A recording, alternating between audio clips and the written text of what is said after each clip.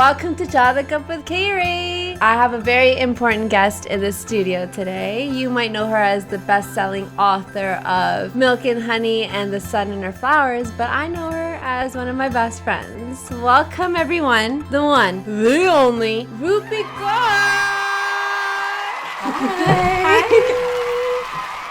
How are you feeling? I feel good. You know what she did though? Can I just tell them what you did for me? Yeah. She flew in on my birthday. Oh, yeah. I was like, what did I do? I didn't do anything. I've missed her birthday, I think 2 years in a row now. And every single time I feel really, really bad about it. But I'm also like, kind of don't have a choice. Yeah. But this year, I was in New York and I had like a day and a half off. And so then I flew back to Toronto. So we hung out, didn't sleep at all. No. Happy birthday, dear KayRay. The question that I always usually ask my guests is, how did you first meet KayRay? Okay. I'm so narcissistic though. Why do I ask this question to everyone?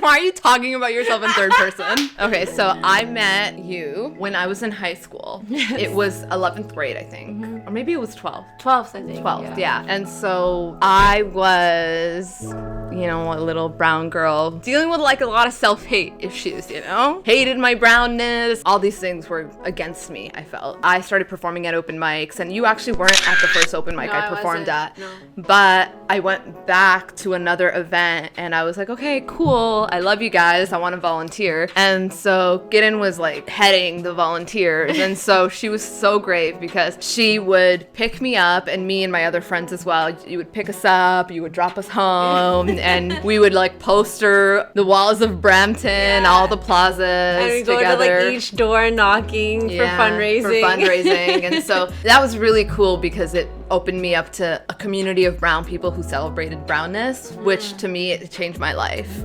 What I do today, like me writing, me performing, my thought, my ideas, all those ideologies come back to those years, and they were built around then. And it was because we were surrounded by resilience and love. And I miss that. But it's like so nice that I feel like we were blessed. Yeah. It was like a magical time, and we were surrounded by beauty, and so many wonderful artists came from that. And I just see us rising, and I see us shining together, and like the rest of the world doesn't know what happened in Brampton during those like 3-4 years, but like it was magic. Yeah. One day we were like, okay, we do this organizing thing, but why don't we work together creatively? And then we started to do that, and you were basically living at my house in Waterloo, and we were recording videos, doing photo shoots, and Gideon is like the first person, like she showed up at my house and she was like, okay, I get it. You write a poem for a specific show, you perform it, and you never perform it again. And it just kind of like swept under the rug, and nobody gets to hear that. And you said to me, you were like, more people need to hear this. And you were like, we're gonna make you a YouTube. And then you showed up with all your equipment, and I was so scared. And then you made me a Facebook fan page, and I wanted to actually die. Who did I think I was? Why did I think I was this PR guy? And you saw this before I could even like think about it. Like you saw this person, which was amazing. And then you were like, no, we're gonna do this, we're gonna do it. And then you committed to that. Here we are. So cool. Fans page. Go and follow her. Like my Facebook page. I remember this young girl who would just go up on stage and everyone would just like quiet down. You would make people feel things that they never felt before. That's what your words do to people. Someone's actually articulating my emotions, and I never knew that that's how I felt. You know, that's something that you've done for years, and I don't think people even realize that, recognize that. Just seeing you when we would go to like do workshops at schools, for example, teaching kids how to freaking like write poetry and just write their thoughts, and like how they could use writing as a tool for healing, and then going from there to selling out stadiums. Like, I don't know, man. Soon. Yeah. I'm gonna, you know, I used to think up until maybe a month ago, I was like, no way. I'm able to do theaters and performance arts venues. It's like a couple thousand people, which I have to tell myself is amazing enough. But I was like, oh, there's no way that I could do a stadium. But I'm like, why not? There was a moment when a poetry collection couldn't even sell 3 million copies in 2 years. And we've done that. So why not? I feel like Oprah. I'm like, yeah, we will do it. But I'm like, one day I'm just gonna sell it to HCC, and I'm gonna bring everybody with me, and you can sing or dance. I'll dance fine. I don't know if we want you to sing sing. Please. I've heard her sing. It's good, but we'll let Geeta sing. I suck at singing. I know. I think this is the one thing. Yeah, we are really upset because I told Gideon many times I would give up poetry and art and everything if I could like belt a tune out like Adele or Beyonce. Yeah. Like take the I don't care. Take it away from me. I don't care. I don't want to dance. Just freaking give me like. Give me a voice. Yeah. I want to like seriously be able to sing. I think I'm already a musician in my head. That's why I dress like one all the time. If we had that, it'd be over. Just know, okay? The thing is, you still kind of live it a little. Like, you still perform, you know what I mean? I'm not doing that. I want to be on stage so bad that I'm like hosting shows now. I'm like trying to dance for people. Yeah, one time we were doing a show together where Geeta sang. It was Lordy for her. Geeta sang. I did some poetry in between. It was so gross. Hideous. And then you danced. Yeah. What were we? Just making up random things by ourselves all the time. It was so great. My favorite spoken word piece that you do every time and it gets to me. You know it? Broken English? No. Okay, broken English I know from heart. Okay, which one? Wow, you don't know me. Questions. Oh. Every time it gets to me. And I was like, yo, she did it for me, didn't she? I think what's so great about you, and you do it so well, is because I would have exes in the audience and you're saying everything. You're so hyped that everybody's coming out. Yeah. And you're like, all right, are you sure you're going to perform this one? And then the entire time you would watch them, watch me, watch you. It was so intense. It's so good. And we talk about it after. Yeah, and then we laugh to ourselves. Is it art or is it real? They will never know. They'll never know what we're talking about. But they kind of do. But they can't do anything about it. No. What makes you nostalgic? Music. There are certain albums, for example, that I listen to at certain periods of my life. And when I'm trying to like go back to those emotions, I put them on, especially when I'm writing. What would you say? Ooh, okay. So there's some albums that are like life albums for me that take me to a certain place in my writing in my early years. So funny. It's Beyonce's Self-Titled. Yeah. That changed my life. Same. Like that album was like get your shit straight, girl. Yeah. And that's when I was like, this is no longer a hobby. No. I'm making this a real thing. Yeah. Frank Ocean, Nostalgia Ultra, Channel Orange, and then for some reason, the entire time that I was putting together Milk and Honey on my kitchen table, I listened to Nothing Was the Same. I thought you were gonna say Take Care. That too, but for some reason, nothing was the same. Because it was so hype. And I was like, yeah. I'm my like illustrator. You need a ghostwriter? I got you. Girl. What? Recently been at the Golden Globes. Okay. And then also just in all these conventions for Teen Vogue. And like you're just doing all these great things, but you still are visibly the only South Asian in those rooms sometimes. Sometimes I am the only one, and it is hard. Yeah. It's funny because when I'm in those rooms, I overcompensate when I'm alone. So sometimes there's like one other brown girl, and then you automatically just it's like a magnet, and you're like, oh, you too. Yeah. So great. What does it feel like to be constantly breaking that glass ceiling, you know? Because it's like you're there now, and it happens so quickly, but it's like, oh, whoa, like you went from, again, and anyone that's been to Brampton knows that all you see is brown people, and then you go to like these spaces where we're not really seen as much. Yeah. We've been told for so long that we don't deserve the success, and now that you're getting the success, they're making you feel like you still don't deserve the success, right? So it's so interesting. Yeah, you have to go down to like the roots of it. And I just tell myself every day, and especially days like that when I don't want to go to these big fancy things because I'm like, I don't know anybody there and I'm not from this industry. And I don't know, I just tell myself that the universe chose you as a container for this, and your job is to continue to do that in the best way. And so you have to show up into that room, and it doesn't matter if you stand out or not because you're representing an entire group of people who, you know, might want to be there and aren't there, but you hope that, you know, you can be there more often, then you can bring them with you.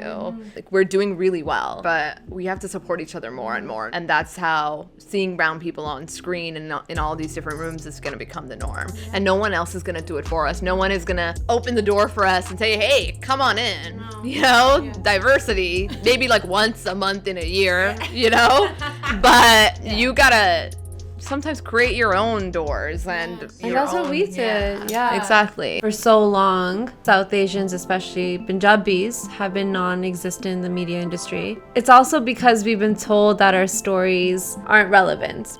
It wouldn't appeal to the masses or the mainstream, but you've changed that conversation. You've literally spoken your truth. You've made your work so universal to the point where now Milk and Honey has been translated in God knows how many languages, continuously getting the love and support that it deserves because it's changed lives out here. What I know as your friend is that there was a struggle with writing the second collection of poetry, and because there was so much success so quickly, your life just changed so dramatically. What would you say to young folks that would experience so much success at such a young age but don't know how to follow up?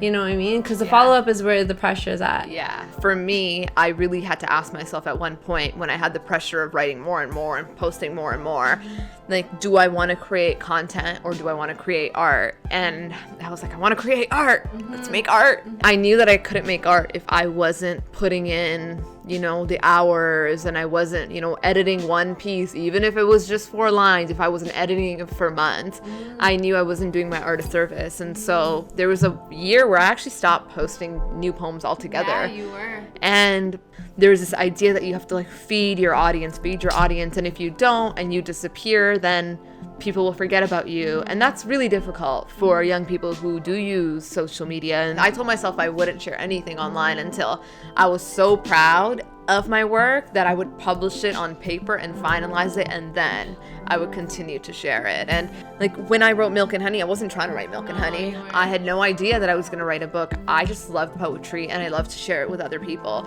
And eventually people started to ask, like, where do I get your book? Then that light bulb went off and I was like, okay, I could write a book. Yeah. So Milk and Honey was written very organically. And sorry, I just had a flashback of your first book launch. yeah. Isn't that crazy? Like, something is created without the intention of it, I feel like it's so much easier. But then when the second book came along, I went into it with, you know, an agent and 2 amazing publishers and, you know, an advance and all these like legitimate things. And then I went into it with the idea that, okay, now you have to write a book. And not only do you have to write a book, but it has to be on a #1 New York Times bestseller, has to sell these many copies, like basically everything that the first book did. And that was horrifying. I was like, how did I do that? How did I create something that, you know, reached that sort of quantitative success? For months and months, I just sat there and I was in such a dark place in my mind because I couldn't figure it out until I realized the only real recipe for Milk and Honey was honesty.